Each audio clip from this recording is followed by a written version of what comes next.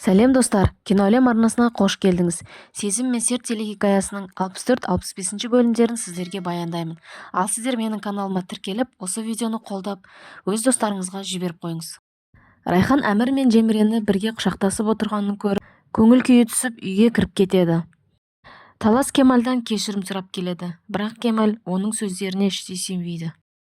Содан соң оған тағы сенің оқыс қылығыңды байқасам, қайта түрмеге жабамын деп айтады. Суна Райханның үйде жүргенін көріп, не үшін бармадың деп сұрайды. Үйде жасау керек болған жұмыстарым бары есіме түсіп кетті, содан соң бармадым дейді. Бөлмесіне кірген соң Райхан неше түрлі ойларды ойлап, Әмірді одан қызғана бастайды. Әмір жол жөнекей Райханға қоңырау шалады, бірақ Райхан тұтқаны көтермейді. Жемре болса Әмірдің Райханды іздеп жатқанын байқап, оған ашуланады. Мұнда Кемал Таластың өзін әдейі кеп сақтатқаны жайлы біледі. Жемре екеуі балық аулауға келеді, бірақ Әмірдің бар ойы Райханда болады. Әмір Райханға үйдегі шаруаларың бітсе сені келіп алып кетейін, қалай қарайсың деп жазып жатады да, бірақ ол хабарламаны өшіріп тастайды. Осы уақытта Райхан да Әмірге хабарлама жазып жатады. Райхан күндерің қалай өтіп жатыр, балық аулай алдыңдар ма деп жазып, бірақ хабарламаны Әмірге жібермей өшіріп тастайды. Әмірге бұл жер Райхансыз қызық болмайды. Содан соң кішкене балық аулап жатады да, Әмір ол жерден тезірек кеткісі келіп, Жемреге кішкене ауырып тұрған сияқтымын дейді. Жемре болса ендеше үйге қайтайық дейді. Әмір мен Жемре үйге келеді. Райхан олардың үйге бірге келгенін көріп қызғана қарайды. Мұнда Жемре Райханға әтеге қасарысып, Әмір екеуміз керемет уақыт өткіздік деп ауыз толтыра мақтанып айтады. Райхан оны естіп іштей қызғанып отырады. Осы кезде Жавидан ханым Жемреге Әмір үйленген, әйелі бар, отбасылы еркек, енді онымен ұзақ уақыт өткізуіңе болмайды деп оған ескертеді. Жемре не айтарын білмей үндемей қалады. Суна мен Райхан кетіп қалған кезде Жемре Жавидан ханымға сен Райханды қорғап тұрсың деп оған ашуланады. Жавидан ханым Жемреге хикмет менен осы ауылдық Райхан үшін барлығын тартып алды дейді. Райхан Әмірді сенен қатты қызғанып жүр. Ал мен болсам оған бір табан жақындадым, енді мынаны тыңда деп жоспарын айтады. Әмірдің кіреберісте жатқанын көріп, Жавидан ханым неге бұл жерде жатырсың, өзің орныңа жатсаңшы дейді. Әмір не айтарын білмей, Райханға жұғып кете ме деп ойладым дейді. Анасы қоярды қоймай ішке кіргізіп, өзінің төсегіне жатқызады. Анасы кеткен соң Суна Әмірге Райхан не үшін сендермен бармады, ол сендердің арттарыңнан шыққан еді ғой дейді. Әмір оны естіп таң қалады. Сунаның әңгімесінен соң Әмірдің жүрегіне кішкене жылулық ұялап, Райханға еркелеп өтірік ауырып қалады.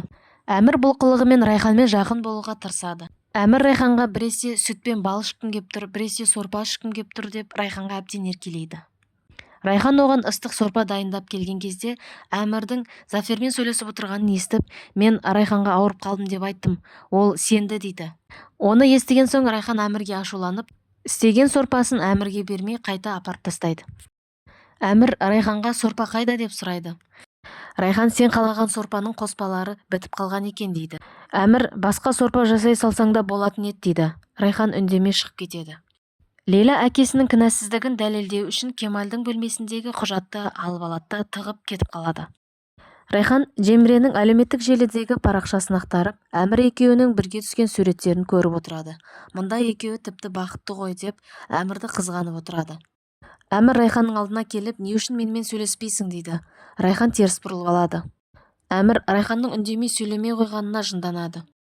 Әмірге жұмысынан қоңырау шалған кезде Райханға ерегісіп, Аляскаға жұмыс істеуге келісімін береді. Райхан Әмірдің сөзін естіді де оған жалт қарайды. Райхан Әмірге мен дұрыс естідім ба, сен кетпекшісің бе дейді. Әмір иә кетемін дейді. Райхан іштей кетпеш деп айтқысы келеді, бірақ айта алмайды. Әмір де маған кетпеші деп бір ауыз сөз айтсаң болды, мен кетпеймін деп, ол да Райханға іштей сөйлейді.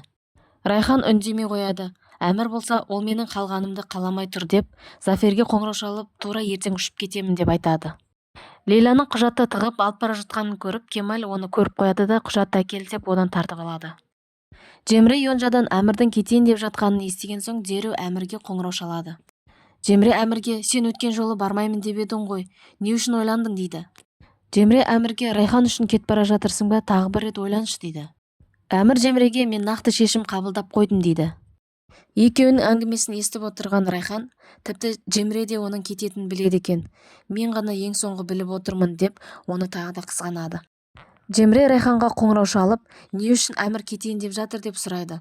Райхан болса, жаңа ғана екеуің сөйлестіңдер ғой, саған себебін айтқан жоқ па деп оған ашуланып, тұтқаны қоя салады. Жеміре болса Райханның бұл қылығына ызаланады. Екеуі бір-біріне Әмір Райхан маған кетпе деп айтса екен дейді. Ал Райхан болса Әмірдің кетпегенін қалайды, бірақ екеуі де намыстары жібермей бір-біріне айта алмайды. Әмір кетуге дайындалып киімдерін жинайды. Жавидан ханым Нигярдан Әмірдің Аляскаға кететінін естиді. Содан соң ол Райханның алдына барады. Жавидан Әмірдің кеткенін құптап, мен баламды білемін, ол ұзақта жалғыз өзі жүре алмайды. Не бір аптадан кейін қайта келеді, не сені өзінің жанына алып кетеді дейді. Райхан Әмірге саған айтатыным бар дейді. Әмір маған қал деп айтады екен деп қуанып кетеді.